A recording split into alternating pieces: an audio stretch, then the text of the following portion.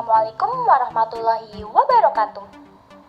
Perkenalkan, nama saya Purwamita Gustamaisa, bisa dipanggil Mita. Tema yang saya bawakan pada podcast pertama saya ini adalah tentang seorang pemikir Islam pada abad ke-20. Siapa ya kira-kira? Yaitu Hasan al-Banna.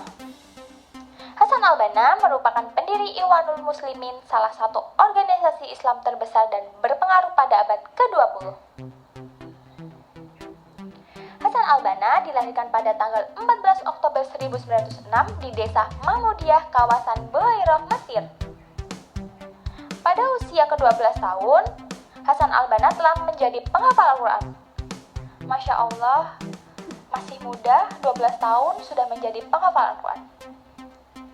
Hasan al-Banna adalah seorang mujahid dakwah, peletak dasar-dasar gerakan Islam, sekaligus sebagai pendiri dan pimpinan Ikhwanul Muslimin atau Persaudaraan Muslimin.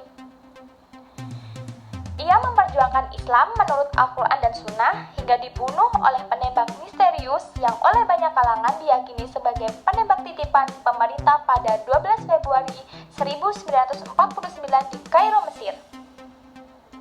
Kepergian Hasan al-Banna pun menjadi duka berkepanjangan bagi umat Islam. Ia mewariskan dua karya monumentalnya, yaitu Catatan Harian Dakwah dan Dai, serta kumpulan surat-surat. Selain itu, Hasan al-Banna mewariskan semangat dan teladan dakwah bagi seluruh aktivis dakwah saat ini. Hasan al-Banna lulus dari sekolahnya dengan predikat terbaik dan nomor 5 terbaik di seluruh Mesir.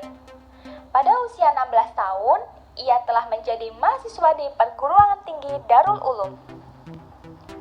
Ayahnya, yaitu Syekh Ahmad al-Banna, adalah seorang imam lokal yang dihormati dan guru masjid dari Ritus Hambali. Dia penulis dan berkolaborasi pada buku-buku tentang tradisi Islam. Berdirinya organisasi Ikhwanul Muslimin bertepatan dengan tanggal 20 Maret 1928. Bersama keenam temannya, yaitu Hafiz Abdul Hamid, Ahmad Al-Husairi, Fuad Ibrahim, Abdurrahman Hasbullah, Ismail Is, dan Zaki Al-Maghribi. Mendirikan organisasi Al-Ikhwan di kota Ismailiyah. Ikhwanul Muslimin merupakan sebuah organisasi Islam berlandaskan ajaran Islam.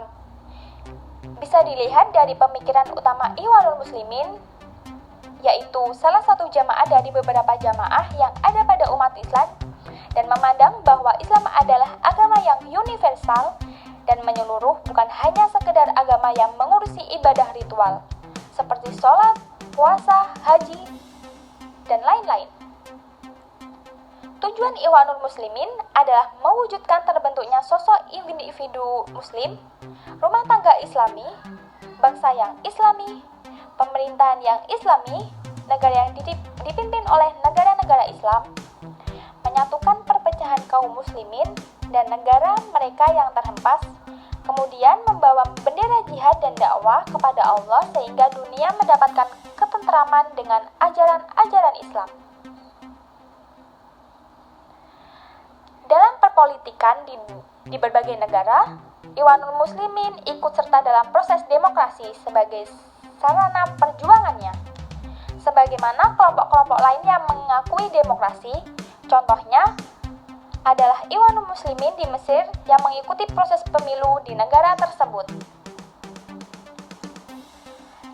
Ikhwanul Muslimin mengutuk segala bentuk kriminalitas yang disebut dengan terorisme di seluruh belahan bumi di dunia Arab dan Islam.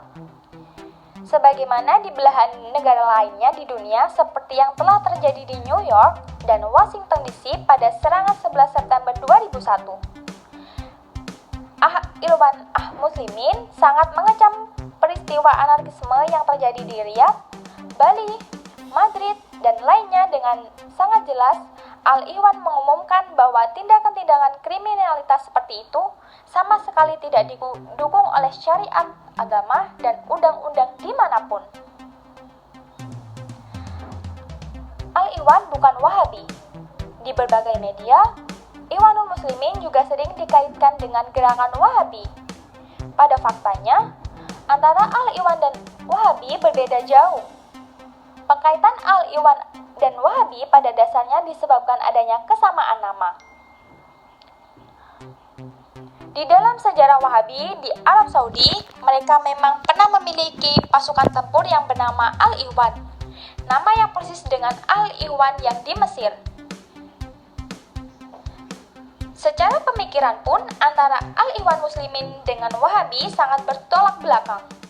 Ikhwanul Muslimin masuk ke dalam wilayah politik dalam perjuangannya, bahkan membentuk partai politik, sedangkan Wahabi sebaliknya, yaitu antipati terhadap partai politik.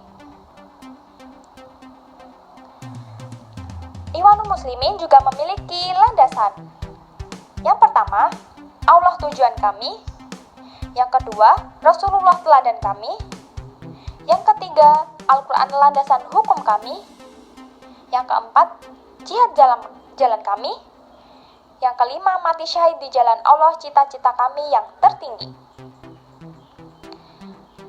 Walaupun begitu, Ikhwanul Muslimin tetap mengikuti perkembangan teknologi dan tidak meninggalkannya. Sebagai organisasi Islam moderat, Ikhwanul Muslimin diterima oleh segala lapisan dan pergerakan. Ikhwanul Muslimin menekankan adaptasi Islam terhadap era globalisasi.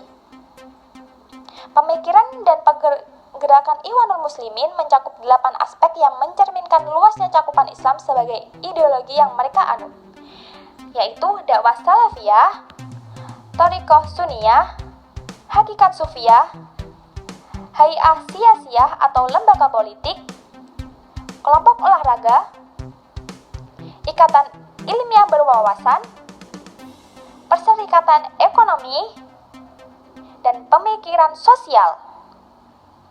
Nah, itulah sedikit dari saya podcast tentang Hasan al-Banna.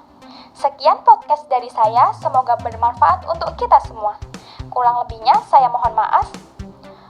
Wassalamualaikum warahmatullahi wabarakatuh.